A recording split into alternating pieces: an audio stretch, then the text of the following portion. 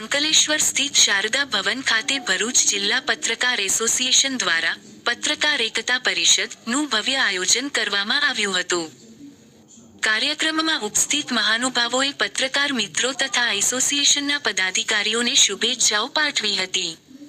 આ પ્રસંગે જિલ્લા તથા તાલુકા કક્ષાએ ઉત્કૃષ્ટ કામગીરી કરનાર પત્રકારોને સન્માનપત્ર અર્પણ કરી તેમની સેવાભાવના, નિષ્ઠા અને સમાજ પ્રત્યેના યોગદાનને બિરદાવવામાં આવ્યા હતા.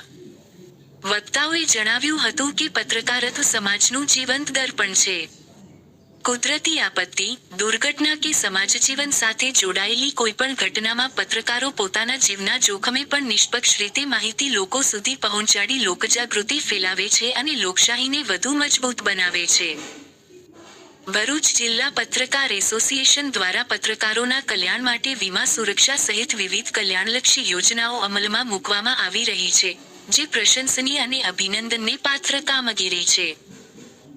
અંતમાં જણાવાયું હતું કે પત્રકાર એકતા પરિષદ સમગ્ર જિલ્લામાં પત્રકારોને પરિવારભાવ સાથે સંગઠિત કરી તેમની આગવી ઓળખ, એકતા અને સુરક્ષા માટે સતત સરાહનીય કામગીરી કરી રહી છે.